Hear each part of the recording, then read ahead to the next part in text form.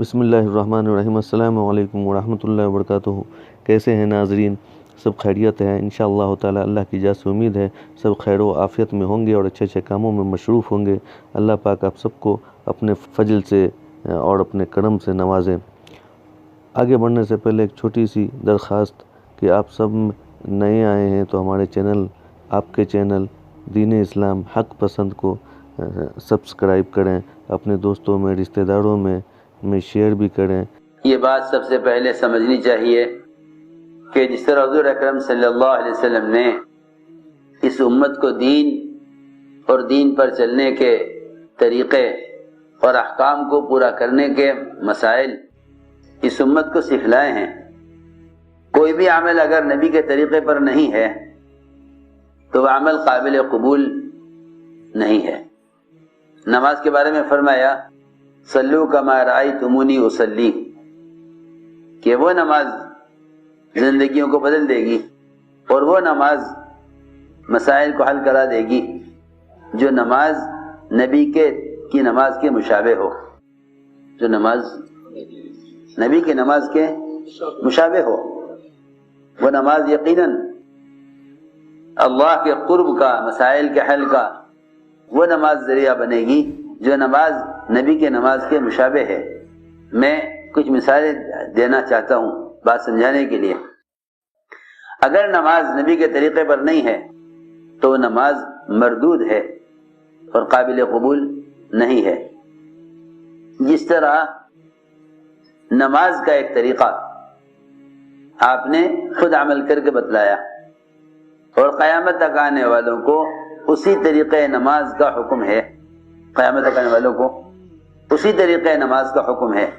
اسی طرح حضور اکرم صلی اللہ علیہ وسلم نے اپنی امت کو دعوت اللہ اور امت کو تک دین کا پیغام پہنچانے کے طریقے بھی امت کو تعلیم دیے ہیں۔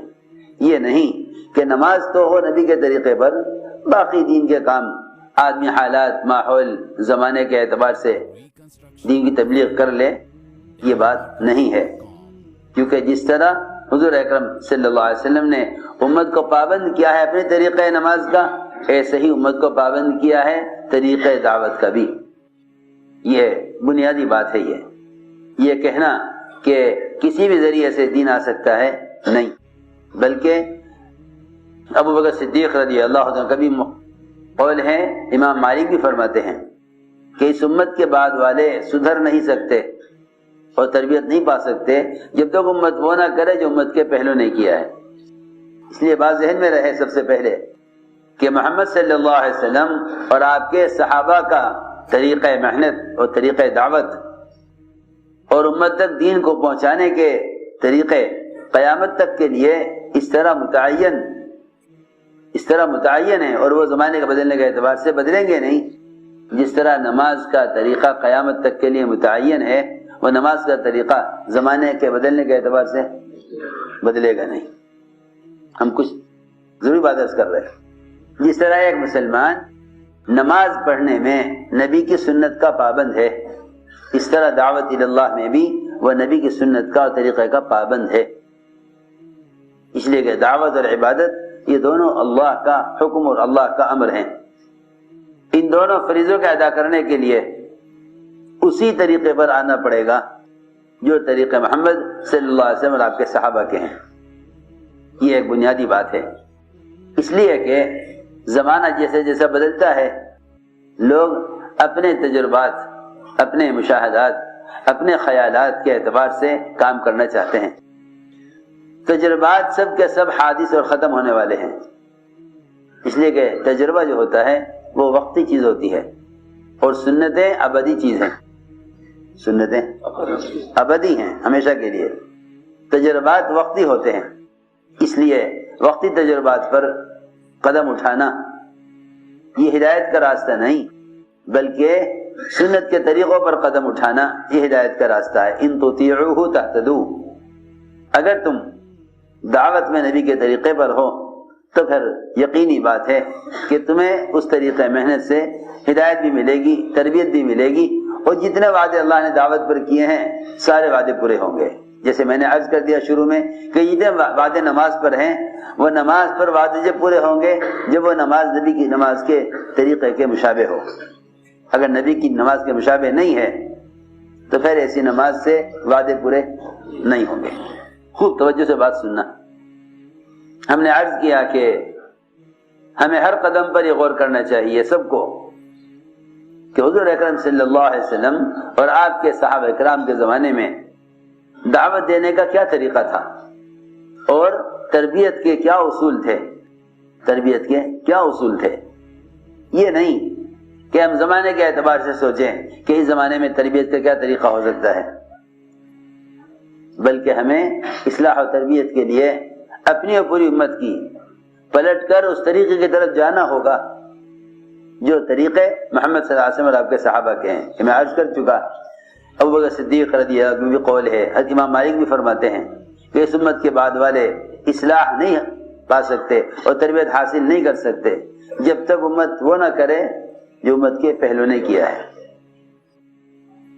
اس میں سب سے بنیادی مقصد اس محنت کا وہ یقین کا بدلنا ہے، اس لیے کہ سارے دین کا مدار ایمان پر ہے. سارے دین کا مدار ایمان پر ہے. سارے دین کا مدار ایمان پر ہے. اس دعوت کے ذریعے سب سے پہلے یقین کا بدلنا ہے.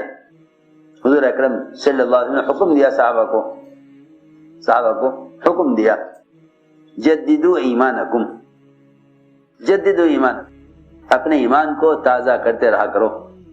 آپ دیکھتے ہیں صبح ہر شخص وہ دن بھر اپنے اوزاروں سے کام لینے کے لیے صبح سب سے پہلے اپنے اوزار درست کرتا ہے. آپ کسی بھی شعبے میں چلے جائیں، آپ کو صبح ہر آدمی دن بھر جن اوزار سے کام لینا ہے ان اوزار کو درست کرتا ہوا ملے گا.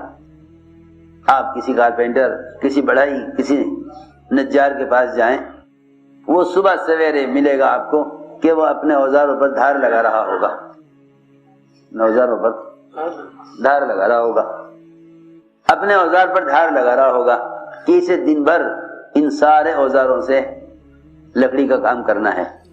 میری بات توجہ چاہتی ہے. کسی قصائی کے پاس جاؤ گے صبح کو تو وہ اپنی چھریوں پر دھار لگاتا ہوا ملے گا کہ اس کو دن بھر ان اوزار سے گوشت بنانا ہے، جانور کاٹنے ہیں. ڈاکٹر پہ جاؤ گے وہ صبح تمہیں ہر جگہ یہ ملے گا کہ وہ دن بھر بیماروں کے علاج کے لیے اپنے اوزار اور اپنے سامان تیار کر رہے ہوں گے. میں کچھ عرض کرنا چاہتا ہوں، بس جس طرح ان اوزاروں کا آدمی صبح ہی اٹھ کر ان کی تجدید کرتا ہے، ان کو نیا کرتا ہے، ان میں دھار لگاتا ہے ان سے کام لینے کے لیے، ایسے ہی ضروری ہے دن بھر دنیا کے تمام شعبوں میں اللہ کے احکام کا پابند ہو کر چلنے کے لیے سب سے بنیادی کام یہ ہے کہ اپنے ایمان کی پہلے تجدید کرو. اپنے ایمان کی پہلے اپنے ایمان کو تازہ کرو. کیوں کہ دن بھر انہی اعضاء سے اللہ کے احکام کو پورا کرنا ہے. دن بھر ان اعضاء سے اللہ کے احکام کو پورا کرنا ہے. آپ کا حکم اپنے ایمان کو تازہ کرتے رہو. سوال اس بات کا ہے کہ صحابہ کرام نے اللہ کے رسول صلی اللہ علیہ وسلم کے اس حکم کو پورا کیسے کیا؟ حکم کو پورا کیسے کیا؟ صحابہ نے اس حکم کو پورا کیسے کیا کہ اپنے ایمان کی تجدید کرو؟ جو حکم ہے صحابہ نے اس حکم کو پورا کیسے کیا؟ بس میں اور آپ اور ساری دنیا بسنے والے مسلمان وہ اپنے ایمان کی تجدید میں اس طریقے محنت کے پابند ہیں جو طریقہ محنت صحابہ کا تھا. میری بات بہت توجہ چاہتی ہے. یہ حکم اپنی جگہ ہے، اپنے ایمان کو تازہ کرتے رہا کرو. صحابہ نے اس حکم کو کیسے پورا کیا؟ صحابہ کرام نے اس حکم کو اس طرح پورا کیا کہ وہ لوگوں کے پاس چل کر جاتے تھے اور انہیں ایمان سیکھنے اور ایمان میں کمال پیدا کرنے کے لیے اور ایمان کی تجدید کے لیے ان کو ان کے ماحول سے نکال کر مسجد کے ماحول میں لا کر ایمان کے حلقوں میں جوڑا کرتے تھے اور یہ کہا کرتے تھے کہ یہ کام ہم اس لیے کرتے ہیں تاکہ اس سے ہمارے ایمان میں کمال پیدا ہو. کتنی بات سمجھ میں آ رہی؟ یعنی یہ کہہ دینا کہ بھئی ملاقاتیں کر لو، مسجد میں لانا کوئی ضروری نہیں ہے، حالانکہ ایمان کی تجدید اور ایمان کی زیادتی کے لیے اور ایمان میں کمال پیدا کرنے کے لیے بنیادی کام یہ ہے کہ لوگوں کو ایمان کے بگڑنے کے ماحول سے نکال کر ایمان کے بننے کے ماحول میں لایا جائے.